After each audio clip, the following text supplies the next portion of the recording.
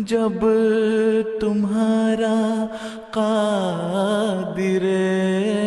جب تمہارا قادر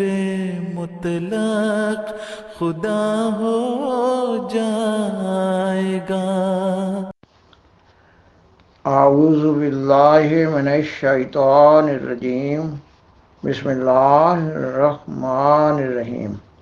سامعین و ناظرین کرام، السلام علیکم ورحمۃ اللہ وبرکاتہ۔ آج کے پروگرام میں سیدنا حضرت مسیح موعود علیہ السلام کی کتب کا مطالعہ کرنے کی تحریک کی جا رہی ہے۔ آپ علیہ السلام فرماتے ہیں، جو شخص ہماری کتابوں کو کم از کم 3 دفعہ نہیں پڑھتا، اس میں ایک قسم کا تکبر پایا جاتا ہے۔ سامعین کرام، پروگرام کو آگے بڑھانے سے قبل درخواست ہے کہ اگر آپ کو یہ پروگرام پسند آئے تو اسے لائک کریں، اپنے دوستوں اور فیملی ممبر سے شیئر کریں اور ادرائے کرم اس چینل کو سبسکرائب کریں۔ جزاکم اللہ تعالی احسن الجزا۔ سامعین و ناظرین کرام، آج کے پروگرام میں سیدنا حضرت مسیح موعود علیہ السلام کی کتاب کا مطالعہ کرنے کی تحریک کی جا رہی ہے۔ دنیا میں مطالعہ کتب کے بارے میں عام سا قانون ہے کہ کسی شخص کو کسی بھی اچھی کتاب کے مطالعہ کا اتفاقاً موقع مل جائے تو وہ شخص اس کتاب کے مطالعہ سے اس کتاب کے لکھنے والے کی شخصیت کا اندازہ لگاتا ہے، اور اگر وہ کتاب لکھنے والا زندہ موجود ہو تو پھر وہ اس سے ملاقات کی خواہش کرتا ہے، اور یا پھر ایسا ہوتا ہے کہ کوئی لکھنے والا اپنی تحریروں کی روح سے مشہور ہو جاتا ہے تو پھر مطالعہ کے شوقین اس کی کتب کا مطالعہ کرنے کے بعد اور اس سے غائبانہ تعارف کے بعد اس سے شرف ملاقات کا موقع پانے کے لیے اس کے پاس حاضر ہوتے ہیں۔ سیدنا حضرت مسیح موعود علیہ السلام کے بارے میں آپ علیہ السلام کی زندگی میں یہ دونوں پہلو بخوبی نظر آتے ہیں۔ آپ علیہ السلام نے اپنی معرکۃ الآراء کتاب براہین احمدیہ لکھی تو جن لوگوں کو کسی طرح یہ کتاب ملی اور انہوں نے وہ کتاب پڑھی تو پھر وہ آپ کے دیوانے بن گئی، اور وہ آپ علیہ السلام سے ملاقات کے لیے بے تاب و بے چین ہو گئے، اور بعض لوگوں نے آپ کو سفروں میں دیکھا یا آپ کے بارے میں سنا تو معلوم کرنا چاہا کہ آپ کے نظریات کیا ہیں، اور پھر انہوں نے آپ علیہ السلام کی کتابوں کو پڑھنا شروع کیا اور آپ علیہ السلام کے روحانی فیوض سے بہرہ ہوئے۔ مگر جو لوگ آپ علیہ السلام کی زندگی میں یا آپ علیہ السلام کے اس جہان فانی سے جانے کے بعد اس روحانی معاہدہ سے بے نصیب رہے، وہ نہ صرف ایمان سے محروم رہے بلکہ بعض لوگ سنی سنائی باتوں کی بنا پر آپ علیہ السلام کے اشد ترین دشمنوں میں شامل ہو گئے۔ آپ علیہ السلام خود اپنے کلام کے بارے میں فرماتے ہیں، وہ خزائن جو ہزاروں سال سے مدفون تھے، اب میں دیتا ہوں اگر کوئی ملے امیدوار۔ سامعین و ناظرین کرام، کسی انسان کے بارے میں کسی شخص کا بلا وجہ اپنے دل و دماغ میں کینہ و بغض اور حسد پال رکھنا انتہائی خطرناک نتائج پر منتج ہوتا ہے۔ دانا یعنی سیانے لوگ کہتے ہیں کہ شریر لوگ خیر سے بھی شرارت کا پہلو نکال لیتے ہیں، یا یہ کہ گند کی مکھی گند پر ہی بیٹھتی ہے اور شہد کی مکھی پھولوں پر بیٹھتی ہے۔ آپ علیہ السلام کے شعر پر معترض یہ اعتراض کرتا ہے کہ آپ علیہ السلام نے گزشتہ نبیوں پر اپنی فضیلت اور برتری کا دعویٰ کر دیا ہے، حالانکہ آپ علیہ السلام کا یہ کلام دوسرے نبیوں کی نسبت سے یا دوسرے نبیوں کے مقابلہ میں نہیں بولا گیا۔ ہزاروں سال کے الفاظ ایک محاورہ کے رنگ میں بھی تو ہیں، جیسے ہم کسی کو دعا دیتے ہوئے کہہ دیتے ہیں کہ ہزاروں سال جیتے رہو، تو ہزاروں سال سے ایک لمبا زمانہ مراد ہوتا ہے، اور دوسرے یہ کہ ہزاروں سال کے الفاظ عصر حاضر کے لوگوں کے لیے ہیں۔ گزشتہ لوگ تو مراد ہی نہیں ہو سکتے۔ وہ روحانی خزائن جو آج تقسیم کیے جا رہے ہیں، ان خزائن کی نسبت گزشتہ لوگوں کی طرف کس طرح ہو سکتی ہے؟ اس شعر کو اس پروگرام میں اس لیے بھی زیر بحث لایا جا رہا ہے کہ گزشتہ دنوں ایک عورت یوٹیوب چینل پر بیان کر رہی تھی کہ اس نے یہ شعر دیکھا تو اسے بہت تکلیف ہوئی کہ کس طرح دوسرے نبیوں پر فضیلت کا دعویٰ کر دیا گیا ہے۔ یہ کیفیت تو تبھی پیدا ہوتی ہے جب کسی شخص نے آپ علیہ السلام کی اصل کتب کو پڑھا ہی نہیں ہوتا۔ آپ علیہ السلام تو اپنی کتب کے بارے میں بار بار بیان کرتے نظر آتے ہیں کہ آپ علیہ السلام نے جو کچھ پایا، سیدنا حضرت محمد صلی اللہ علیہ وسلم کی محبت و اطاعت اور پیروی میں پایا ہے۔ آپ علیہ السلام اپنی کتاب سراج منیر میں بیان فرماتے ہیں، ہم جب انصاف کی نظر سے دیکھتے ہیں تو تمام سلسلہ نبوت میں سے اعلیٰ درجہ کا جوان مرد نبی اور زندہ نبی اور خدا کا اعلیٰ درجہ کا پیارا نبی صرف ایک مرد کو جانتے ہیں۔ یہ وہی نبیوں کا سردار، رسولوں کا فخر، تمام مرسلوں کا سرتاج، جس کا نام محمد مصطفیٰ و احمد مجتبیٰ صلی اللہ علیہ وسلم ہے، جس کے زیر سایہ 10 دن چلنے سے وہ روشنی ملتی ہے جو پہلے اس سے 1000 برس تک نہیں مل سکتی تھی۔ سو آخری وصیت یہی ہے کہ ہر ایک روشنی ہم نے رسول نبی امی کی پیروی سے پائی ہے، اور جو شخص پیروی کرے گا وہ بھی پائے گا، اور ایسی قبولیت اس کو ملے گی کہ کوئی بات اس کے آگے انہونی نہیں رہے گی۔ سامعین و ناظرین کرام،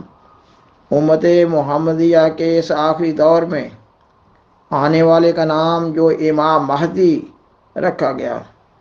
اور اس کو مسیح موعود بھی کہا گیا، ان الفاظ میں بڑا راز مخفی ہے۔ مہدی کا لفظ یہ دلالت کرتا ہے کہ اس زمانہ میں وہی شخص جس کو اللہ تعالیٰ اس مقام پر فائز فرمائے گا ہدایت یافتہ ہوگا، یعنی اس زمانہ میں اللہ تعالیٰ اس امام آخر الزمان کو اپنی خاص ہدایت سے کھڑا کرے گا، اور اس کے بالمقابل کسی اور دوسرے کے پاس حقیقی ہدایت نہ ہوگی۔ اور مسیحا کے لفظ سے بھی یہی مترشح ہو رہا ہے کہ وہ روحانی مردوں کو نئی زندگی سے ہمکنار کرنے والا ہوگا۔ عقل مطالبہ کرتی ہے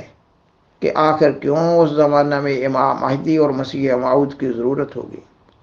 کیا اللہ تعالیٰ کھیل تماشے کے رنگ میں کسی کو مبعوث کرتا ہے؟ سیدنا حضرت محمد رسول اللہ صلی اللہ علیہ وآلہ وسلم اس آخری زمانے کے بارے میں خود فرماتے ہیں کہ یہ وہ زمانہ ہوگا جب اسلام کا صرف نام باقی رہ جائے گا اور قرآن مجید کے صرف حروف باقی رہ جائیں گے۔ مساجد بڑی بڑی ہوں گی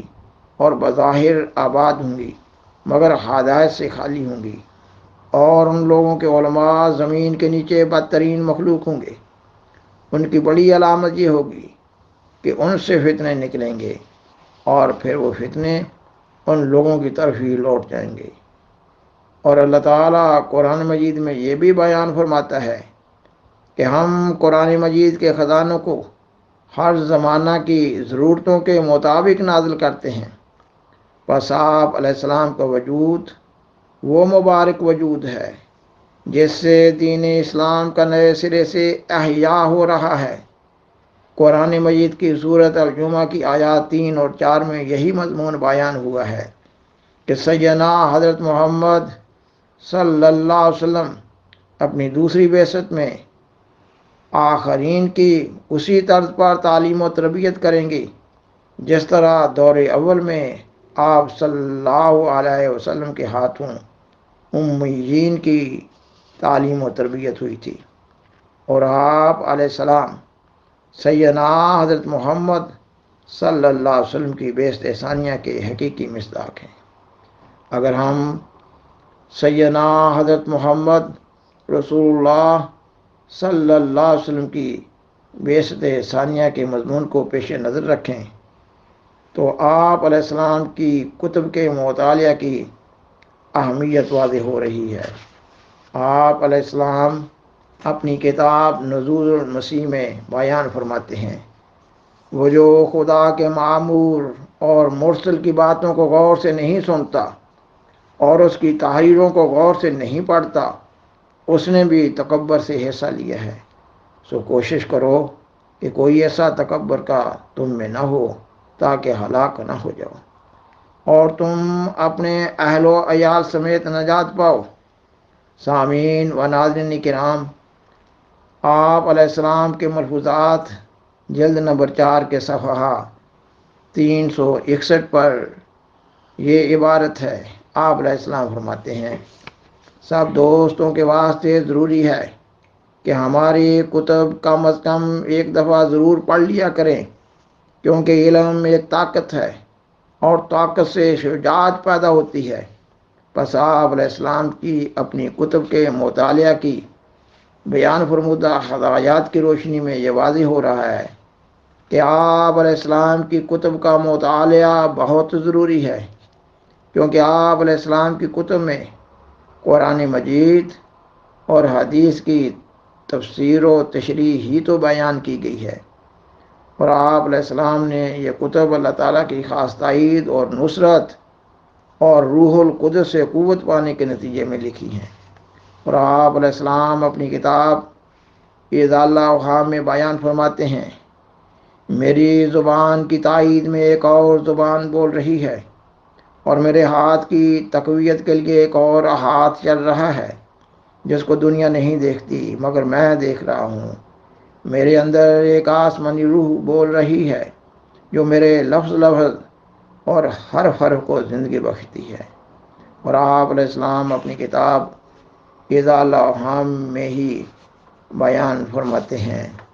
وہ زندگی بخش باتیں جو میں کہتا ہوں اور وہ حکمت جو میرے منہ سے نکلتی ہے، اگر کوئی اور بھی اس کی مانند کہہ سکتا ہے تو سمجھو کہ میں خدا تعالیٰ کی طرف سے نہیں آیا۔ لیکن اگر یہ حکمت اور معرفت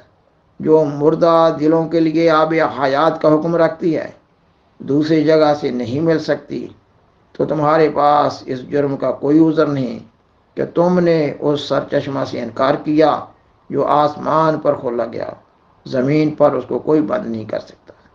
سامعین و ناظرین کرام، پس سیدنا حضرت مسیح موعود علیہ السلام کی کتب میں قرآن مجید کی تفسیر ہے، حدیث کی تشریح ہے، حقائق و دقائق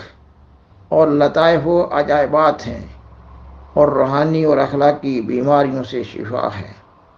آپ علیہ السلام کی کتب کے مطالعہ سے ایک انسان نہ صرف علم و ادب میں ترقی پاتا ہے بلکہ وہ دوسروں کی رہنمائی کی بھی اہلیت و قابلیت حاصل کر لیتا ہے۔ وآخر دعوانا ان الحمدللہ رب العالمین۔ شکریہ۔